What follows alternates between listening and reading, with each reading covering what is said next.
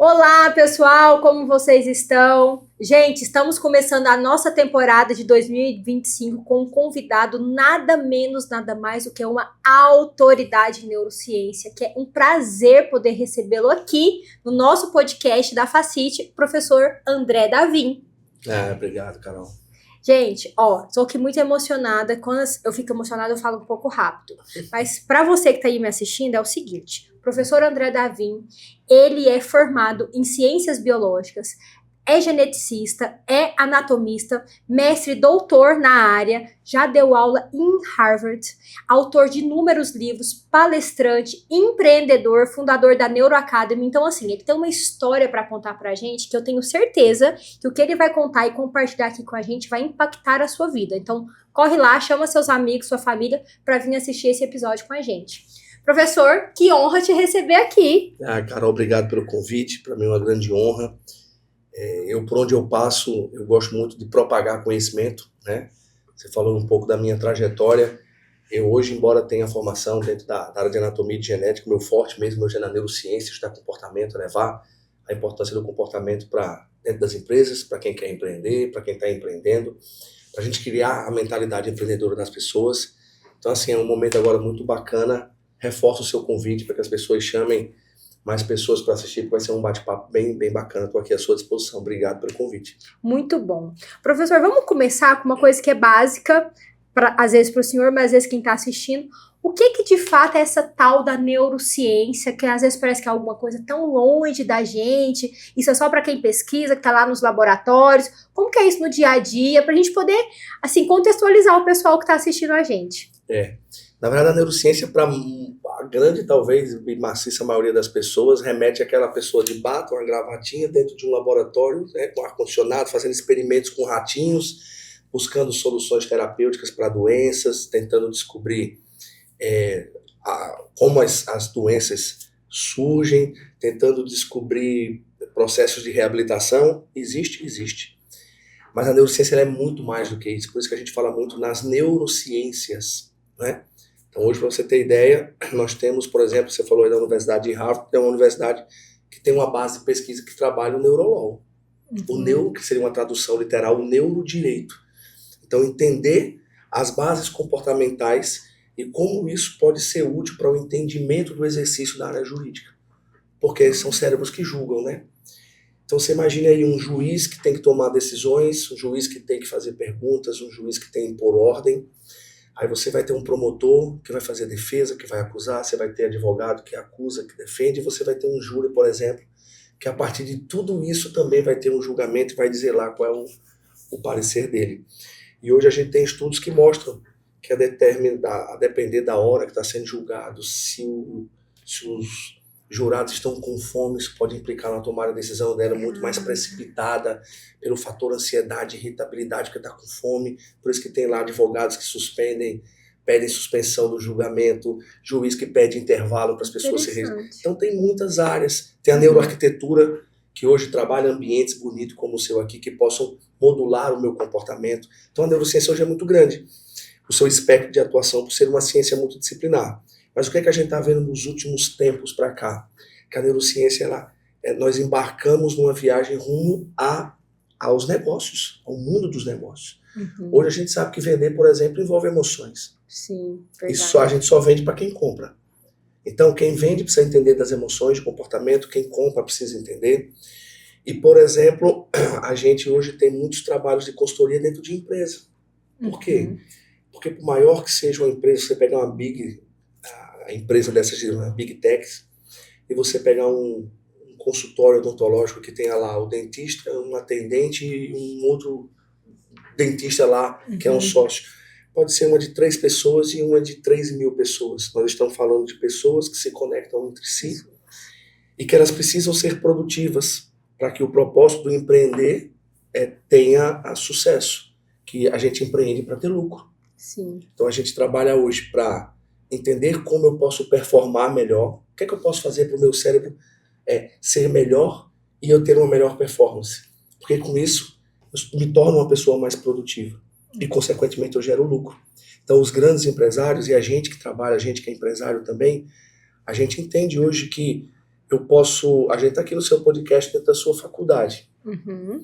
Você pode morrer de investir aqui na melhor tecnologia, no melhor prédio e tudo, mas se você não cuidar das pessoas, esse patrimônio desmorona. Verdade. Então, eu estou aqui a convite de vocês para dar treinamento para a equipe, para professores.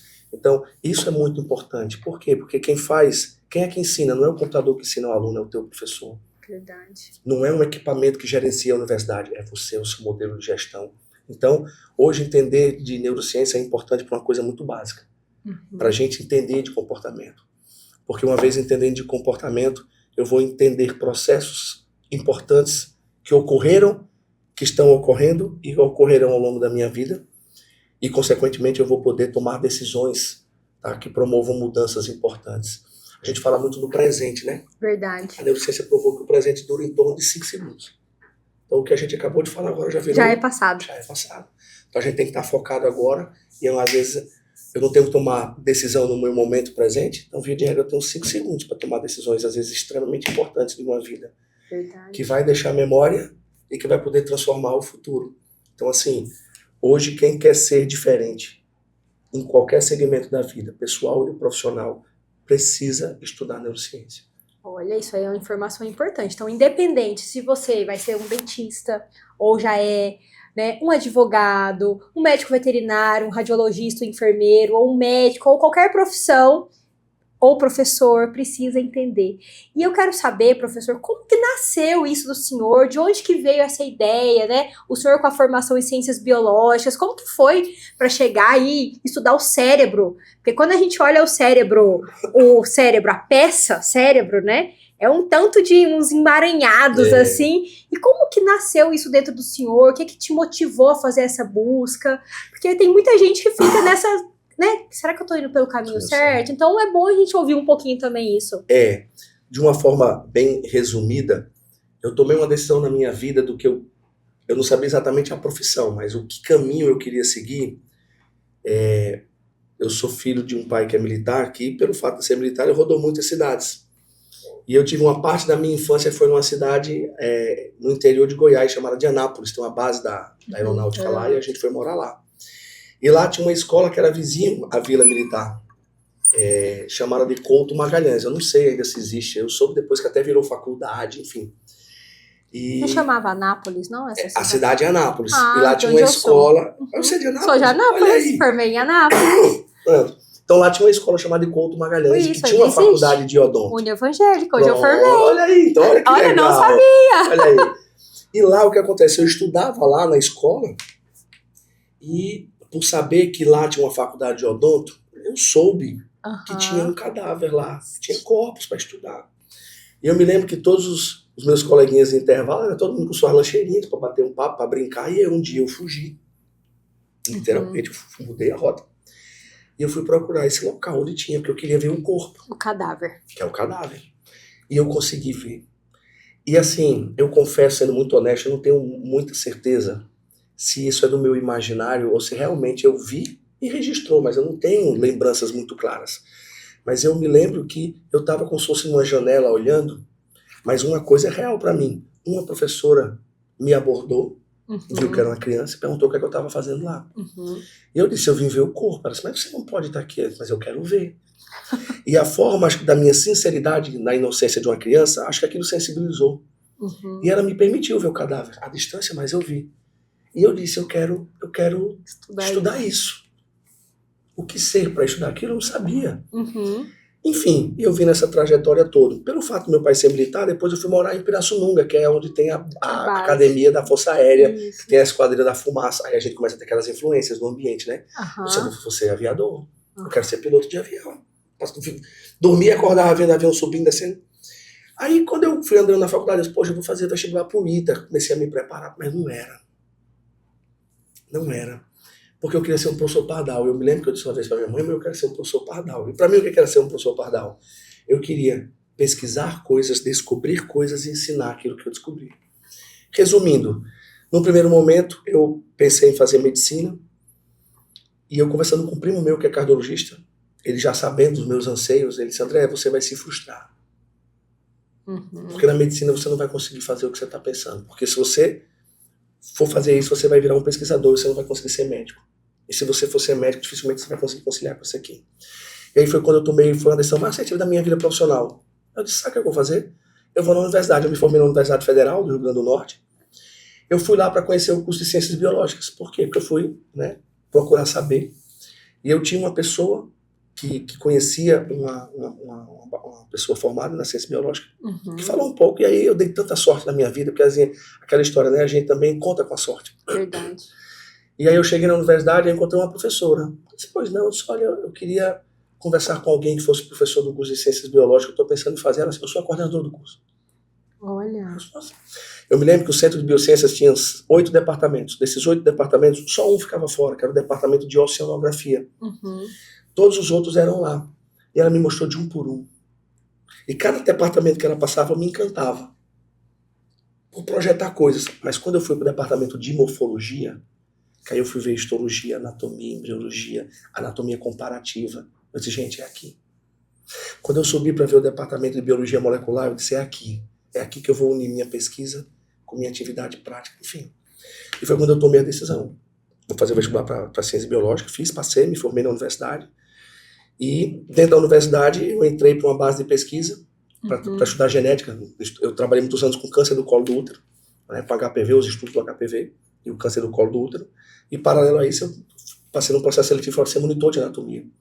Então eu comecei a ir em um laboratório a criar minha mentalidade científica, que eu trabalhava com pesquisa, extração de DNA, fazendo PCR, que foi tão falado agora na pandemia, eu já fazia isso há muito tempo. Há muitos anos.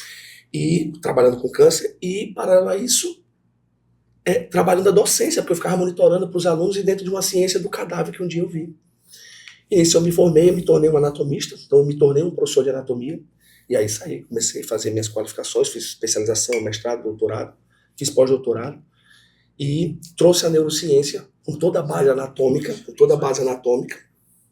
e me tornei um professor de anatomia, um pesquisador na área das ciências morfológicas, me tornei um neurocientista com um embasamento genético muito grande e passei a dar palestras, cursos, treinamentos, e disso tomei uma outra decisão importante. Eu vou empreender. Aonde? Naquilo que eu entendo, que é na área de educação. Ensinando o quê? Sobre comportamento humano. Então hoje, se você perguntar qual é a minha área de atuação hoje eu sou um professor, um gestor dentro da universidade, que eu chefio o departamento, e eu sou um empreendedor, que eu tenho uma empresa de consultoria científica, educacional e científica, e eu tenho uma escola de desenvolvimento humano que você citou, a The Neuro Academy, que tem curso de pós-graduação, que tem cursos, treinamentos para desenvolver pessoas. Então hoje, essa minha trajetória começou assim, de ter um estímulo importante, uma pessoa com empatia, que foi essa professora que me deu esse direito de fazer e permitiu que eu construísse um sonho e que eu realizei esse sonho. Hoje eu me sinto um profissional, como eu disse hoje no curso, extremamente realizado, porque eu faço o que eu amo literalmente. E esse gancho que o senhor está falando, e vocês que estão nos assistindo, porque assim, uma coisa que eu percebo como, né, diretora aqui da faculdade, agora entrando aí também no ensino médio, no ensino fundamental, o que a gente percebe? Muitas pessoas, adolescentes, porque a gente sai do ensino médio muito jovem, querendo fazer a medicina. A gente não sabe até que ponto é a pessoa que realmente quer, se é o pai que quer que o filho faça medicina, ou se é... Porque, assim, tem esse status ainda no subconsciente que todo médico é bem-sucedido. E aí o senhor falando sobre isso, eu acho que também dá uma oportunidade para quem está aqui ouvindo o senhor falar, que muitas vezes, né, o bem-sucedido não tem nada a ver necessariamente com a profissão que você executa. Então, eu sempre falo assim, eu sempre vou nas salas, fazia muita pergunta pro pessoal do cursinho, terceiro ano, o que vocês querem fazer? Qual curso? Quem quer medicina? De 100, 99 levantava a mão. E aí eu perguntava, por quê que vocês querem fazer médico? Ah, porque eu quero ser rico. Ah, porque eu quero ganhar dinheiro. Eu falo, gente, abre a lista da Forbes e vê quantos médicos estão aí nos mais ricos do mundo. Então, assim, aproveitando o seu gancho, vocês estão vendo aqui um professor bem-sucedido, formado em ciências biológicas e que faz o que ama e é bem-sucedido. Então, assim, queria que o senhor falasse um pouquinho sobre isso, né? Onde a neurociência, de repente, entra, porque a gente, quando abre lá a lista dos homens mais ricos do mundo, das pessoas, né? Raramente a gente vê um médico ali nos 10 primeiros. Exato. Então, o senhor poder fazer um gancho aí, medicina, ser bem-sucedido, profissão, neurociência. Eu, por exemplo, na minha época de formação, é tão enraizado essa questão social do se ter um status como se isso fosse resolver o problema. Eu tenho muitos amigos que são médicos bem-sucedidos e tenho muitos amigos médicos que são medíocres. Então não é o curso que determina o teu status, o teu sucesso. Isso é uma dica importante. Importante demais. Hoje, se você quer ser bem-sucedido, vai fazer o que você gosta, o que você vai fazer com felicidade, você vai fazer com entrega. E por você entregar o melhor e qualquer coisa... Por que a medicina se destacou socialmente? Primeiro que a gente sempre tem demanda de saúde, concorda? Claro. Todo mundo precisa, mais cedo ou mais tarde, de um acompanhamento médico. Ou para ficar mais bonito, que também precisa do médico, então... Tudo, né? Então hoje, o que acontece? A medicina ela é uma área conhecida por todo mundo com a capacidade gigantesca de impactar a vida das pessoas. Exato. Porque na hora que você é salvo por um profissional médico, é uma eterna gratidão. Mas hoje, nós já temos muitas pessoas que foram salvas por uma atuação de um fisioterapeuta, de um enfermeiro. Ontem mesmo, antes de ontem, né, quando eu estava vindo para cá, eu estava no aeroporto de Guarulhos numa conexão, uma coisa me chamou muita atenção. Houve alguma intercorrência com alguém, e aí os caras começaram a gritar, algum médico ou algum enfermeiro que possa se dirigir ao portão tal. Se fosse anos atrás, era o quê? Médico. Algum médico. Algum médico. Mas hoje a gente já tem a participação e a intervenção de profissionais da enfermagem, que é a arte do cuidar, tão consolidada e entendida pela sociedade, que se não for um médico, pode ser um enfermeiro. E cada um na sua profissão, cada um respeitando o seu quadrado. Então, eu sei que tem muito público jovem que está nos acompanhando. Se eu fosse no efeito manada lá atrás, eu tinha feito o que muitos dos meus amigos fizeram, que queriam medicina, por quê? Uns trazendo a frustração dos pais que não conseguiram, então meu filho vai... Eu não consegui, mas meu filho conseguiu, tá valendo. 50% do caminho foi andado. Mas esse pai às vezes não está preocupado com o filho. Hoje saiu um levantamento, um estudo feito com estudantes de medicina, e se viu um índice muito grande de estudantes de medicina já na fase de internato envolvidos com álcool, droga. Muitas vezes o quê? Sobrecarregados, levados à exaustão e que vão buscando esse subterfúgio. Por quê? Porque às vezes para ter o status, para satisfazer a vontade do pai, da mãe, ou às vezes até o dele, tá? A gente não descarta o que faz pelo amor, óbvio, tem muitos, mas às vezes é um cara que mora aqui, mas ele está fazendo medicina lá não sei aonde, porque foi a oportunidade que ele teve. Aí é longe da família, fica isolado, aí vem todos esses problemas emocionais que levam o cara às vezes para uma depressão, onde na verdade ele está estudando para salvar vidas, onde quem mais precisa de socorro é ele naquele momento. Verdade. Então hoje eu nunca tive esse conflito. Tem muita gente que acha que eu sou médico. Eu tive um conflito assim, dentro da minha própria formação. Eu, quando eu me formei, faz tempo já, o meu diploma era assim, bacharel em ciências biológicas, modalidade médica. Que modalidade médica, gente? Que modalidade? Eu sou um generalista. A base, eu tenho muito orgulho, porque o meu curso, tem muita gente que faz, você fez biologia? Não, biologia é uma disciplina. Eu fiz o curso de ciências biológicas. Porque o nome já diz ciências biológicas. Hoje, qual é a base de toda a formação da área da saúde biológica? São as ciências biológicas. Porque um médico, ele para ser um cirurgião, um bom médico, ele tem que passar pela anatomia. Um dentista, como você, sem anatomia de cabeça e pescoço, vocês não são ninguém. E a anatomia. E o corpo todo, porque a gente não trata do dente, a gente trata da pessoa. É sistêmico, né? Exatamente. Às vezes o cara tem um bruxismo, porque ele tem uma pisada que não é neutra, é pronada e impacta na ATM do cara. Às vezes ele tem um problema no estômago porque ele não mastiga direito, porque a ATM está travada. Então é tudo. Exato. E quem é que traz essa base toda? Porque a anatomia é uma ciência biológica, a histologia é uma ciência biológica, a fisiologia é uma ciência biológica. Então, assim, é uma área que eu me formei, e hoje, Carol, você me conhece, aí quando você fala assim que eu sou bem sucedido, eu recebo sem nenhum sou mesmo, mas fruto sabe de quê? De um profissional que um dia foi um estudante que valorizou todos os professores que eram bons e que nunca denegri nenhum que era ruim, porque eu tive os ruins. Mas eu tentava extrair o mínimo possível. Mas eu tive muito professor bom, como a gente que se dedica ao aluno, que valoriza. E eu me peguei nisso e eu aproveitei demais a minha universidade, as minhas formações. Então hoje eu consigo sentar numa roda de pessoas e conversar sobre economia, sobre esporte, sobre história, sobre geografia, sobre mudança climática. Aí se for falar sobre genética, eu deito e rolo, que é a minha formação como um especialista, um mestre. Se for falar sobre desenvolvimento e inovação tecnológica em medicamentos, eu falo, porque é a minha formação de doutorado. Eu tenho um pós-doutorado em química, então eu converso com químicos de altíssimo nível, e eu sou pós-doutor em neurociência. Fantástico. Mas a minha base são as ciências biológicas. Então, assim, para vocês que estão nos assistindo, Se você está no curso que você ama, não tem erro, você vai ser bem sucedido. Sabe por quê? Que você vai fazer aquilo que você gosta, você vai entregar com excelência e vai impactar a vida de pessoas. E na hora que impacta, te pagam. Te pagam e te pagam caro. Te pagam o que às vezes até você acha que não precisaria. Mas alguém sabe que vale.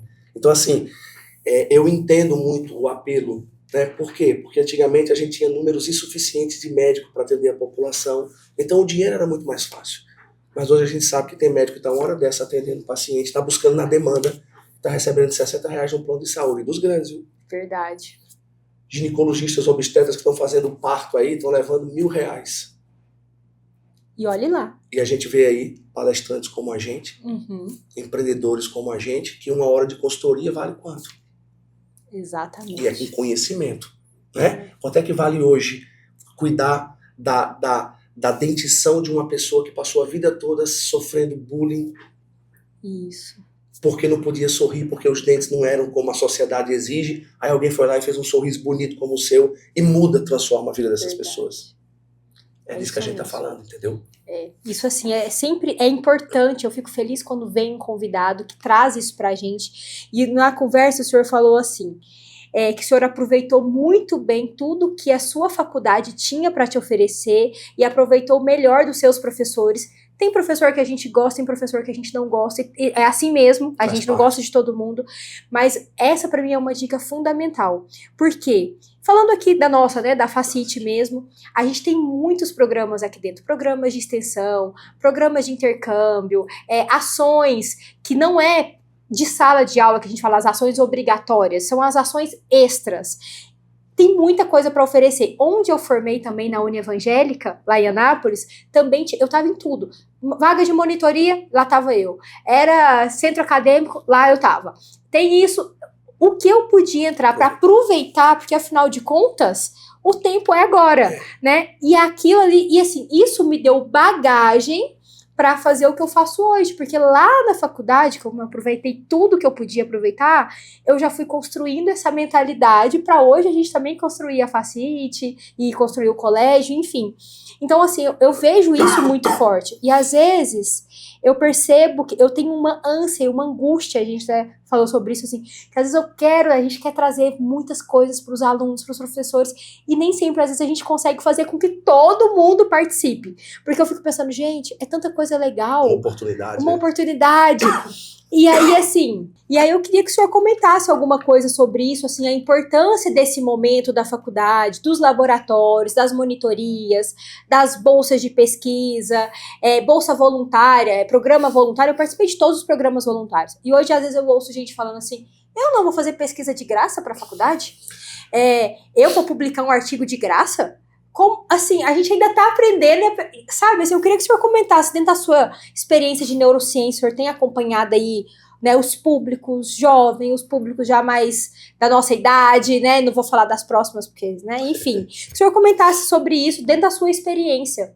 O que eu entendo hoje, que a gente vê, os estudos mostram isso, o Brasil hoje é o número 1 no ranking do país das pessoas tem mais pessoas sofrendo com ansiedade. Antigamente poucos falavam de ansiedade, depois começou a falar muito sobre ansiedade e agora fala-se sobre transtorno de ansiedade generalizada. Isso. Olha a evolução do que a gente está falando. Poucos falavam de ansiedade, daqui a pouco se fala muito sobre ansiedade, agora se fala em transtorno de ansiedade generalizada. O que isso está promovendo? Adolescentes que querem entrar na faculdade hoje, eles querem estar formados amanhã e ganhando muito dinheiro depois da manhã. E isso é muito difícil. A gente sabe que nós temos inúmeras influências, hoje a gente falou sobre isso na palestra, a influência que as redes sociais e as pessoas podem ter sobre outras, que fazem com que essas crises de ansiedade surjam, porque as pessoas já querem estar no patamar de outras que viveram um processo, e que aquelas pessoas querem ter o mesmo sucesso, mas não querem passar pelo processo. Natural, a gente passou por muita coisa, veio pandemia, mas olha, só um breve histórico meu aqui na universidade. Eu me lembro uma vez, eu tenho um irmão que é engenheiro, muito bem sucedido, engenheiro da Honda, de Manaus. Relativamente perto, aqui na mesma região de vocês, né? E uma vez ele foi a Natal me visitar, ele se formou também na Universidade Federal, assim como eu, do Rio Grande do Norte. E uma vez eu, cortando o caminho pela universidade para fugir de um trânsito, aí eu perguntei a ele, o nome dele é Marco, a gente chama de Marquinhos, Marquinhos, e aí? Passamos no prédio das engenharias, sentiu saudade? Ele, nenhuma. É você passando por aqui me dando uma angústia. Mas por quê? Porque as experiências que ele viveu na universidade não foram das mais prazerosas. Principalmente por um motivo. Ele não buscou usar da universidade, usufruir da universidade o máximo possível. Qual foi a mentalidade dele? Eu vou lá para ter aula, me formo e vou trabalhar. E foi bem sucedido, porque é um cara inteligente, sabe, vai levar o que tem de bom. Eu na universidade, eu entrei como aluno, olha a minha trajetória, isso na mesma universidade, Universidade Federal do Rio Grande do Norte, quando eu me formei. Eu entrei como aluno de graduação. Lá dentro, como eu contei, eu fui monitor. Ao mesmo tempo, eu fui bolsista de iniciação científica do CNPq e bolsista da monitoria voluntária. Bolsista não, monitor voluntário, porque não podia acumular bolsa. Eu fui atleta. Eu fui atleta 3 anos. Eu fui 2 anos consecutivos, no outro eu não fui, no 4º ano eu fui. Eu jogava voleibol, fui atleta da seleção da universidade, fui eleito melhor jogador, tudo, eu vivia tudo que é a universidade. Me formei, fiz especialização, fiz mestrado, passei no concurso para professor, fiz doutorado lá, fiz um pós-doutorado lá, depois eu saí fazendo no Sírio-Libanês, meu pós-doutorado é no Sírio-Libanês. Então eu vivi a universidade tudo como... Eu só não fui servidor da universidade. Eu só não fui funcionário. Mas assim, o servidor de carreira, né? Porque eu servi a universidade, eu fui monitor voluntário. Sim, verdade. Então eu transitei. Eu não ia só assistir aula. Eu tinha um professor que hoje eu lamento muito. Ele desenvolveu um Alzheimer precoce. Foi meu professor de fisiologia, o professor Alexandre Lara. Inclusive ele é irmão da pró-reitora acadêmica da minha universidade hoje, que eu dou aula. Ele era um professor que quando eu tinha tempo, entre uma aula e outra, eu ia caçar ele. Literalmente, eu ia à caça dele. Onde é que o professor tá? Porque eu queria fazer isso aqui que a gente tá fazendo. Bater um papo, ouvir. E sabe o que era legal? Às vezes ele parava o que ele tava fazendo para conversar comigo. E com a conversa com esse professor, eu aprendi português. Eu nunca esqueci a palavra beligerante. Uma vez ele falou para mim, beligerante. Gente, não existia Google naquela época. Quer dizer, até existia, mas assim, pra você ter ideia, quando eu entrei na universidade, o Centro de Biociência tinha 3 computadores para todos os cursos lá. Beligerante, aí eu... O que será isso? Aí eu, bem gigante, comecei a fazer associação para eu poder chegar em casa e procurar, dar um jeito de procurar o que era. A gente aprendia português com o cara. Fisiologia era o que a gente menos aprendia, a gente aprendia a se comunicar bem, a gente aprendia a se posicionar. Então assim, eu respirei a universidade. Então quando eu vejo, aí eu posso dizer com um pouco de propriedade, porque já é a 2ª vez que eu venho aqui, quando eu vejo tudo isso que vocês oferecem, eu sou testemunho ocular porque eu vim aqui porque você está oferecendo aos seus líderes, que foi um momento que a gente teve, para os professores e para os pais do aluno.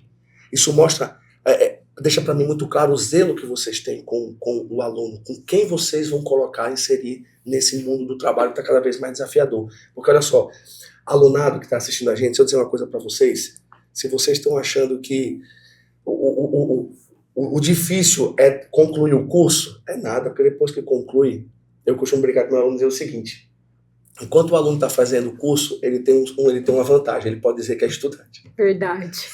Depois que ele se forma, acabou. Ou ele diz que é dentista, porque está trabalhando, ou ele diz que é advogado, porque ele está trabalhando e passou já na OAB, ou ele diz que é médico, porque ele já está atuando, ou ele vai ter que dizer que é um desempregado. Então a jornada de vocês ainda está no caminho. Está no caminho. Vocês estão vivendo uma parte do processo. Mas é aquela velha história. Se vocês têm todas essas oportunidades na Facite, projeto de extensão, monitoria, intercâmbio, gente, é o que der. Já viu aquela história? Ele já deve ter ouvido, a gente que é mais antigo. Quer rir? Faça rir. Não tem onde correr. Então, é aquela história, quer sair bem da universidade, faça o bem pela universidade. E às vezes fazer o bem pela universidade, sabe o quê? Respirar a universidade. Eu estava dizendo ontem para os professores, e desafio qualquer um de vocês aqui, abre um Instagram da Universidade de Harvard que você vai ver lá. Os comentários não são muitos, não tem engajamento, viraliza não. Mas às vezes é um aluno que está lá na frente da Harvard Medical School, lendo um livro, no jardim lá na frente. Aí o cara vai lá e faz uma postagem que ele quer mostrar o bem-estar. É um cara que poderia ter ido já para casa. Mas ele tá lá, lendo. Eu dou aula no Estados Unidos, no San Antonio College. Sabe uma coisa que eu vi uma vez que eu fiquei impressionado? Primeira vez que eu fui lá, eu fui com o Dean, né, que é o diretor, uma professora, e eu. Eu nunca esqueço, eu entrei na sala, é um mix de sala de aula com laboratório. E a gente entrou na porta, que a gente passou, é como se eu estivesse aqui, entrasse por essa porta, e a gente passou por trás do professor. e entrou a autoridade, era como se fosse você entrando com um professor do college e eu, que era visitante lá. Importância de nós 3 para o aluno? 0. Eles estavam focados no professor. O professor não teve aquela coisa de se virar, meu diretor. O cara continuou dando aula, sem mudar tom de voz, sem mudar a posição, e os alunos focados. Eles me mostraram, aí depois a gente saiu numa outra sala. Quando eu saí no corredor, aquela turma que eu passei estava acabando a aula, para acabar a aula, e a outra turma estava para entrar. Sabe o que os alunos estavam fazendo? Todos em silêncio, um frio muito grande, ficando no estado da Califórnia, tudo no carpetezinho bonitinho, eles todos sentados no chão, conversando bem baixinho, civilizadamente, outros lendo e outros só pensando na vida, sem agitação, sem euforia. E aí eu voltei para o Brasil, eu sou de Natal, fui dar aula, e um aluno me perguntou uma coisa, professor, qual é a diferença da lá? A mesma aula que você dá aqui, você dá lá? Eu disse, é. Ele, qual é a diferença? Tem? Ele, qual? Ele, a mentalidade do aluno. Lá ele sabe o que quer. Aqui vocês têm vontade de fazer xixi toda hora. Toda hora uma mensagem no celular é importante. Verdade. Conversar uma conversa paralela com teu amigo é importante. E se der tempo, tu presta atenção na aula. Então, é isso que as pessoas precisam entender. Você não pode sair de casa para vir assistir aula na Facite e não assistir aula. Se enganar. Eu sei que a gente passa, às vezes, por essas coisas. Tem dia que não dá para assistir aula. Verdade. E o que é que tem que fazer? Não assistir aula. Mas isso é a exceção, não pode ser a regra. Então, a universidade que abre as portas para o aluno e oferece, meu amigo, pegue tudo que for possível. Porque depois que você sair, não tem mais o que fazer. É a autonomia que a gente precisa desenvolver. Eu não posso hoje voltar lá e ir lá na universidade chegar e, professor, me explica isso daqui, eu estou querendo entender porque eu vou dar uma aula ali. Não dá. Eu tenho que ir para os livros, para os artigos para estudar, porque eu ganhei autonomia. Professor, aproveitando esse gancho aí, queria que o senhor falasse, desse uma dica para quem está assistindo aqui a gente, para como que a gente pode ter mais foco, aumentar o nosso foco, se existe alguma atividade, algum exercício, porque a gente fala de uma geração hiperconectada, né? A gente ainda é uma geração de transição, mas a geração que vem depois da gente já é uma geração hiperconectada. Os meninos que nasceram na época da pandemia já tem uma outra mentalidade. Se o senhor pudesse deixar uma dica aí de como a gente pode melhorar o nosso foco, aumentar o foco. Eu tô na aula que às vezes não tá tão legal, como que eu posso fazer para ficar naquela aula, viver aquilo ali? Dá uma dica aí dentro da sua experiência da neurociência. Vamos lá. Eu acho interessante que a rede social é um canal muito interessante para difundir conhecimento, mas eu me lembro que no auge da pandemia, todo mundo era falando sobre foco. Eu me lembro que uma vez eu vi uma coisa que me chamou muita atenção. O cara falando sobre foco, alguém mandou uma mensagem para lá perguntando o que era foco. Ele disse, foco é não perder a atenção. E o que é a atenção? É ter foco. Gente, cada uma volta fez um círculo, né? Quer melhorar o foco? Primeiro ponto, entenda o que é foco. E foco tem um conceito científico. Foco é a capacidade que o nosso cérebro tem de anular distrações. Estou até anotando. Foco, para quem quiser anotar, foco é a capacidade que o nosso cérebro tem de anular distrações. Então, o que é mais importante para eu melhorar o meu foco? Se eu sei que o meu cérebro tem capacidade de anular distrações, a primeira coisa que eu tenho que procurar saber é o quê? O que tem o potencial de me distrair. Se hoje a gente tem pessoas hiperconectadas, a gente sabe que se eu deixar o celular aqui, eu estou precisando de estudar, me concentrar, mas ele acende a luz e aparece uma mensagem aqui, a tendência é que eu vá querer saber o que é. Então você já viu que o seu cérebro você perdeu para o celular. Então você sabe que isso aqui é um agente de distração para você, concorda? Sim. Mas você não precisa ter foco? Isso aqui tem a capacidade de tirar o seu foco, porque você ainda não tem a capacidade de anular essa distração. Sabe o que você vai ter que fazer? Tirar celular no banheiro e você no quarto estudando. Quando acabar, você vem pra cá. Ah, professor, mas eu perco o foco com o barulho do mosquito. Às vezes eu perco o foco assim, eu tô lendo, todo mundo já passou por isso. Sim, você tá lendo, verdade. perde o foco, perde a atenção, você leu 6 páginas, quando você vai ver, você não lembra de nada. Isso vai acontecer.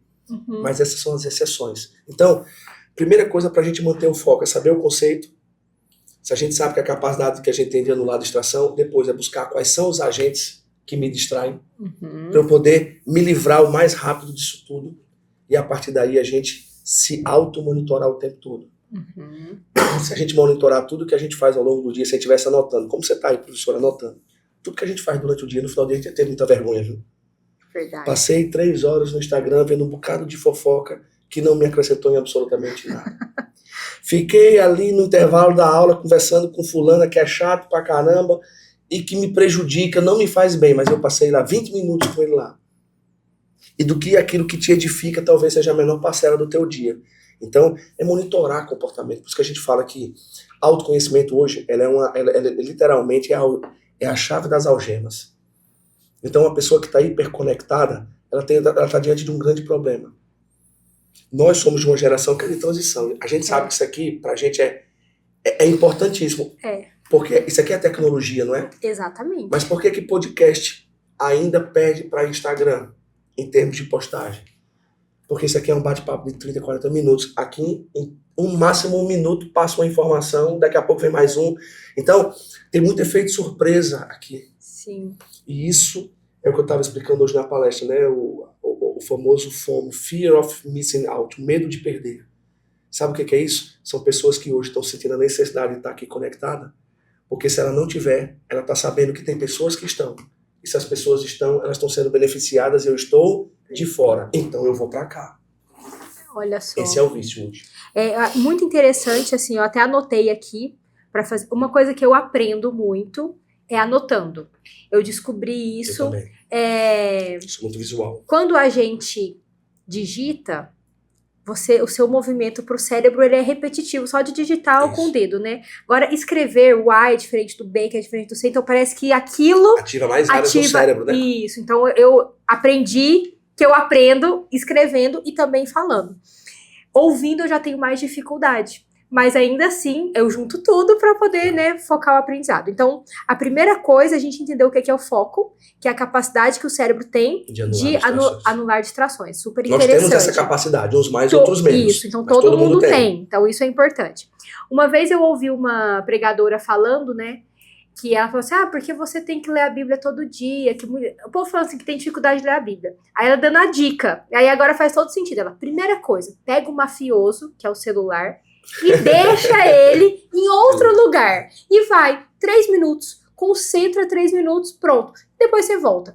E aí você começa desse jeito e depois você vai aumentando. Vai criando hábito. Vai criando hábito. Então, assim, entender que todo o cérebro é capaz de eliminar distrações e saber o que causa distração. Para mim pode ser o celular, mas para o outro, uma coisa assim, no trabalho.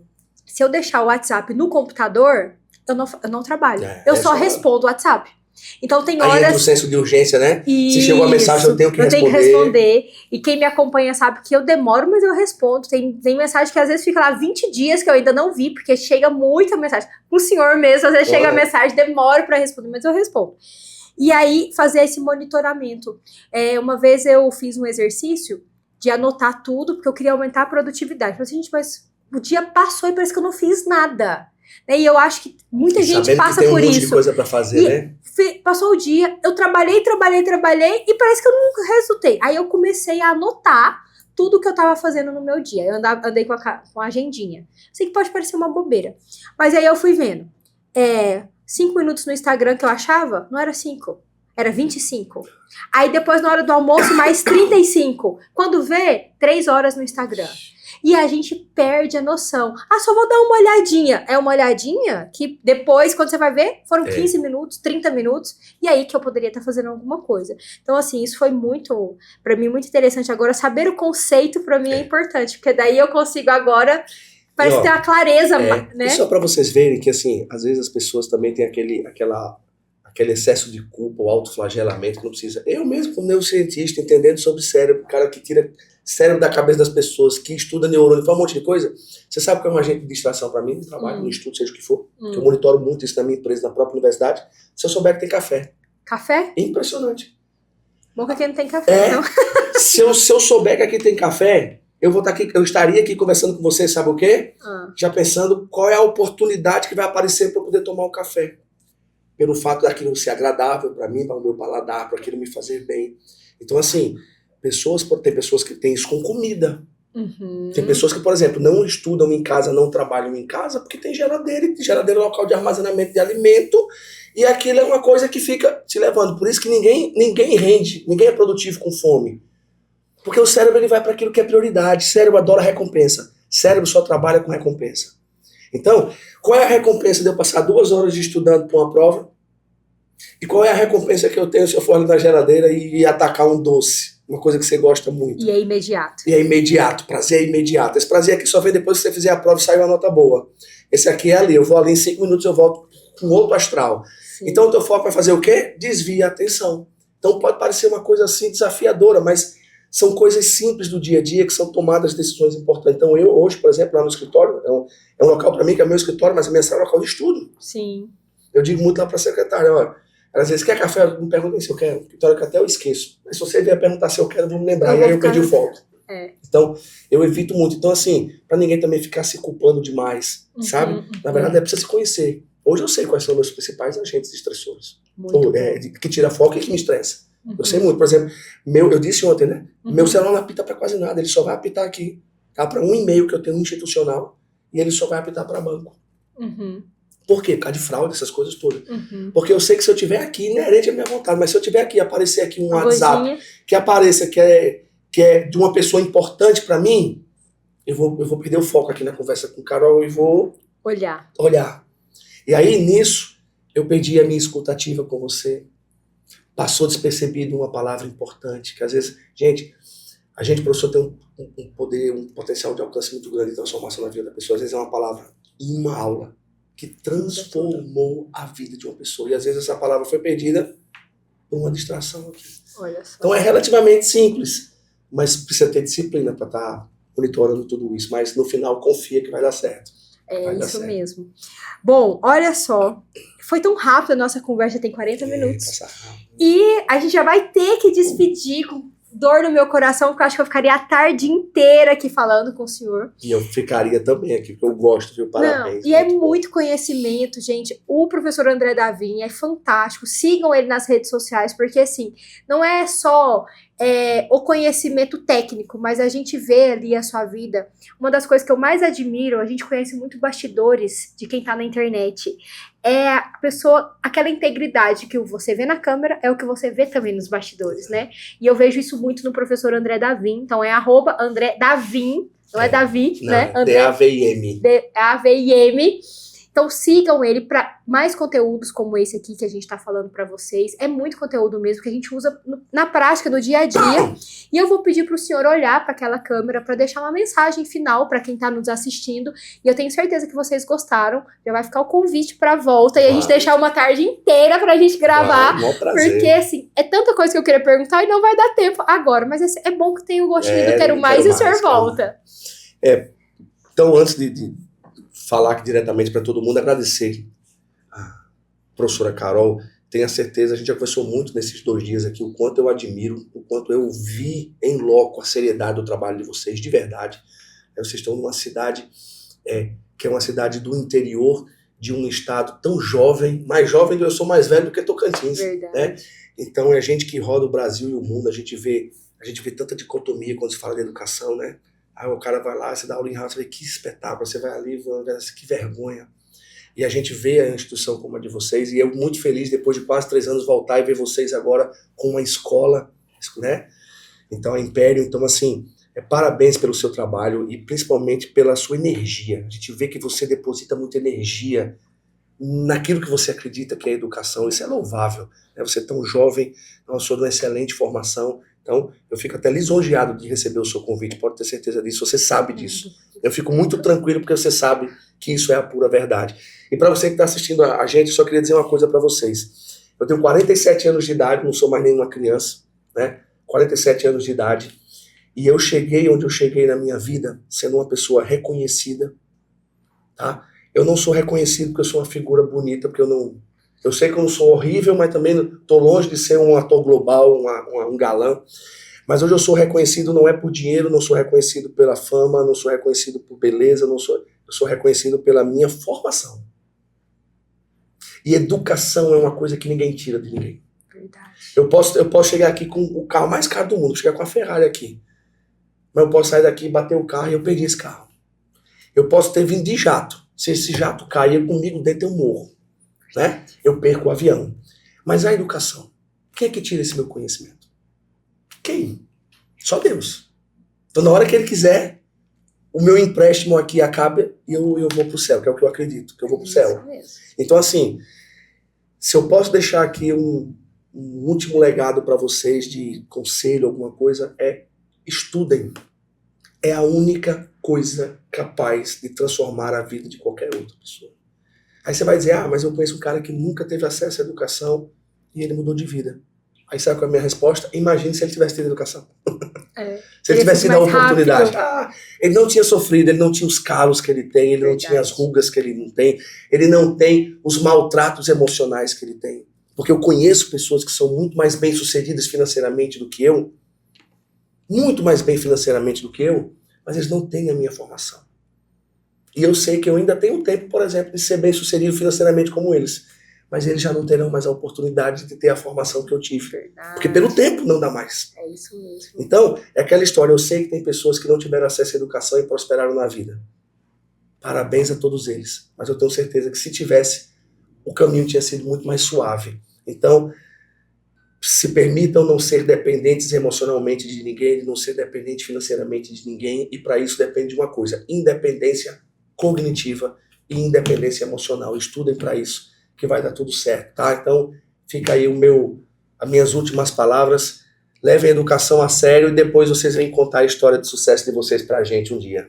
Muito bom. Olha essa dica. Estudem, né? Então é uma dica fantástica. Ninguém perde nada nunca estudando. Muito obrigada, gente, pela audiência de vocês. Obrigada, professor André, por aceitar o nosso convite. Obrigada a você que está aqui nos assistindo. Curta aqui esse vídeo, compartilhe, mostre para sua família, para os seus amigos, porque com certeza você vai ser um agente de transformação e de bênção na vida das pessoas. Muito obrigada, valeu!